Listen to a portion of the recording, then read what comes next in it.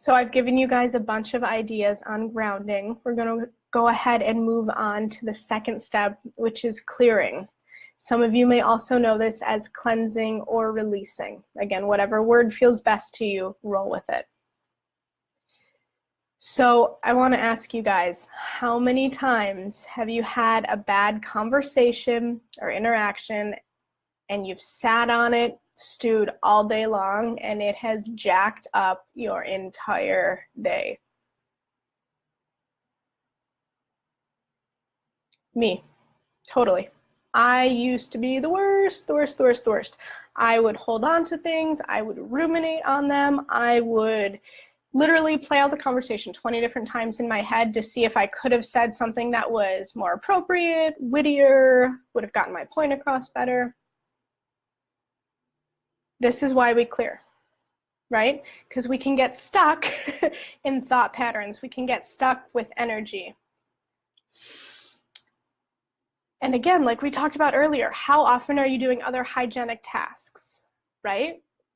You're probably showering every couple days. You're probably brushing your teeth twice a day. You're probably using things like deodorant. You're probably shaving, right? So don't wait those, 8 weeks before you clear your energy. This should be something that we're doing on a regular basis. So I'd like to do another activity with you guys. We're going to go ahead and bring our hands together. Go ahead and rub them so you can start feeling some heat. And I want you to slowly pull them away until you can feel energy in your hands. Start moving your hands back and forth very slowly, and you'll be able to feel an energy ball coming up quick here. So you can go ahead and expand that a little bit out. Keep on growing it. Keep on, right? So once you feel like you're at a good size energy ball, I want you to take it and use it to clear your body. So go ahead, move your hands over your arms. Feel it washing away, clearing out. You can move it over your head. So just take a moment here. Clear your energy with that lovely little energy ball we just made. And let me know in the comments how you feel with that. Well, I hope you guys like that exercise. That's something that I have been doing for a long time. It really helps me if I'm in kind of a pinch situation and I don't have all my tools, all the things that I would really love to use. Maybe sage. That's a whole other thing. We'll talk about that in a second. It's a really great way to use what you have with you, right? You always got your hands. They're not going anywhere. Cool. I'm glad you guys liked it. Got a couple good responses from you guys. Awesome. So again, this is a tool you already know how to use because we just did it. You can use visualization techniques. So that can look like something like a shower meditation. This is one of my favorites. You can actually go into a shower, right, and feel yourself with energy moving down and out with the water, clearing it out, or you can actually just visualize yourself. Feel the water moving down, clearing out anything that is heavy, dense, no longer serving you. I actually, when I do this, it feels like there's chunks flying off of me. It's a very visceral experience for me. Shower meditations are great, and again, these are things that you can do in just kind of a quickie instant. Doesn't take a whole lot because you are so used to the act of showering. It doesn't take a lot for you to actually visualize it and to feel that. Another great one, similar to a shower, is a waterfall. Again, if you're a nature lover, this is a really great technique. Again, feel yourself under a waterfall. Feel nature's shower cleansing you and letting things move through you. So physically, you can clear yourself.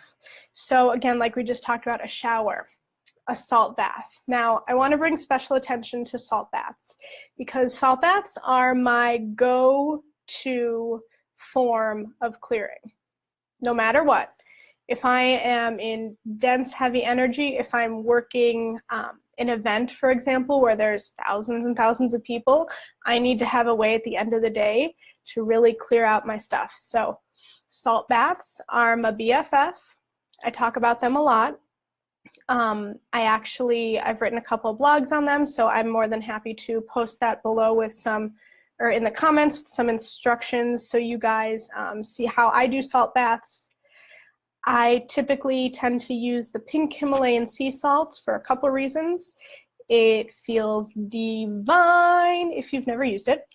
Its properties actually mimic amniotic fluid, so it is very luxurious. It feels like you are soaking in cashmere. It is like the most amazing thing ever. The other thing is it allows us to replenish because it has 82 trace elements of minerals. So it is putting into our body what we are losing every single day, or what we may not be even getting every single day. So really great. The more salt you use, the better. Oftentimes when I'm talking to people about salt baths, they're like, oh yeah, I put in like a quarter cup. Up your salt. If I really need it, I will put up to 2 cups just of the pink Himalayan sea salt. I also tend to mix in Epsom salts and baking soda. Baking soda really works to power wash almost your aura. So you feel really great, really bright, really shiny when you get out of there. So again, I'll post that blog because there's a lot of great information. I love talking about salt baths. Like I said, we're going to talk about a lot of self-care together, and we're going to talk about the whys and the hows and all the good stuff.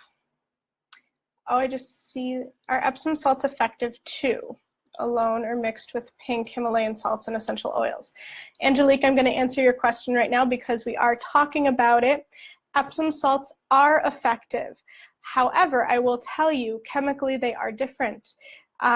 Epsom salts are magnesium and sodium, so it does help replenish the magnesium within the body. However, the Epsom salts are made of 84 trace elements, so you're getting a lot more in terms of what you're replenishing your body with.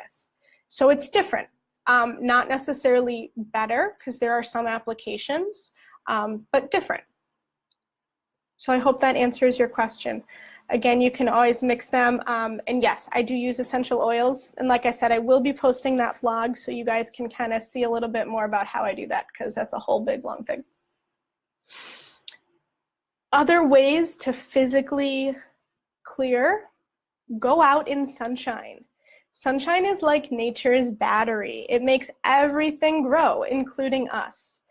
I will tell you, I grew up in Chicago, and I used to get so depressed during the winter because we would go days and days and days where there's no sunshine. It was cold, we weren't going out of the house.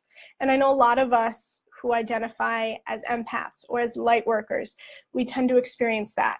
So finding ways to get around that is also helpful. So nature's battery, use it, love it, that's why it's there. We talked a little bit about sage and incense to clear. I know a lot of us love, love, love the smell of sage, smell of Palo Santo, the smell of cedar even. My partner, however, is allergic to smoke, so I have had to find new and different ways to clear energy in my home. So I'm more than happy to do another class on that at a different time, but it has certainly been interesting learning different ways to clear energy and how effective they are in different applications. Exercise is a wonderful way to move energy in our body and to clear energy out. Yoga, actually, most of us are familiar with yoga. Yoga was actually created with the intent of moving energy throughout the body. That is what the different poses, the asanas, are for. Because it's connected with the body, everything is specifically designed to move energy throughout the body and to clear it. Things like Tai Chi and Qigong, those exercises are specifically created to move energy. So if you're a Scrabble player like me, you know one of the best words is the word Qi, Q-I. And that is the same Qi you'll find in Qigong, and it is also similar, the same concept, to Tai Chi. It actually means energy. So again, these are practices that are specifically created to move energy. And again, running too, I'm not a runner. I tried for a little bit, jacked my knee up, decided that wasn't a good idea for me, moved on. But if you're a runner, you feel that energy moving through you as you're pounding the pavement. That's another way to clear that energy and that heaviness out. Sound. Sound is a wonderful way to clear energy.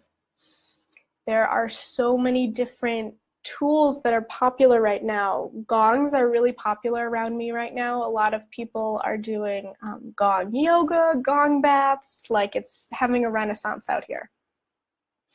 Chimes, you can use Om, the primordial sound. I'd like you to think back if you've ever been to a concert and you've been so close to the speakers that you just feel that energy pulsing and moving through your body. That's how music works. That's how music works to clear us, right? So by doing that, by having that experience, you know, energy is powerful, sound is powerful. We just have to harness those techniques that work well for you. And again, this is going to be unique to everybody. A song that works for me to clear my energy may not work for you.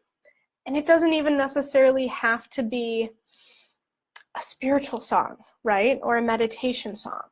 It can be a song that allows you to sing, right? And by singing, that allows us to release energy that's pent up inside of us.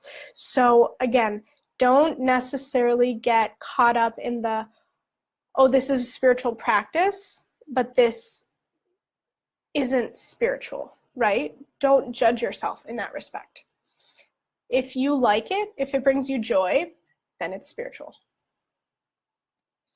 And again, prayer. We can always, always, always use prayer. Thank you, God, for releasing anything that is no longer serving my highest and best good at this time. Again, it doesn't have to be a whole big, 20, 30 line thing.